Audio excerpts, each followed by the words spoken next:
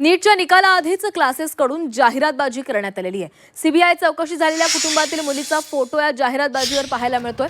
नांदेडच्या कुटुंबावर 5 लाखात पेपर खरेदीचा आरोप आहे। निकालाआधी गुण सांगणारा हा क्लासेस रडारवर आलेला आहे। नीटचा निकाल येण्यापूर्वीच नांदेडमधील एका कोचिंग क्लासेसनं अपकमिंग रिझल्ट म्हणून जाहिरात करून ती जाहिरात व्हॉट्सअप ग्रुपवर टाकली। ही जाहिरात सध्या व्हायरल होतीये। नांदेडमध्ये खासगी कोचिंग क्लासेसमध्ये सुरू असलेल्या स्पर्धेमधून आपले विद्यार्थी कसे गुणवंत आहेत याची जाहिरातबाजी केली जाते।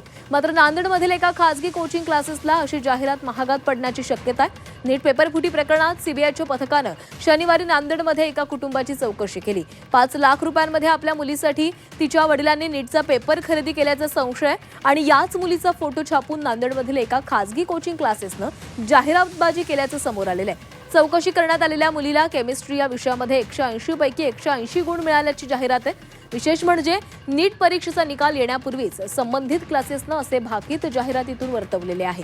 अन्य 2 विद्यार्थ्यांचे फोटो देखील जाहिरातीमध्ये छापण्यात आलेले आहेत।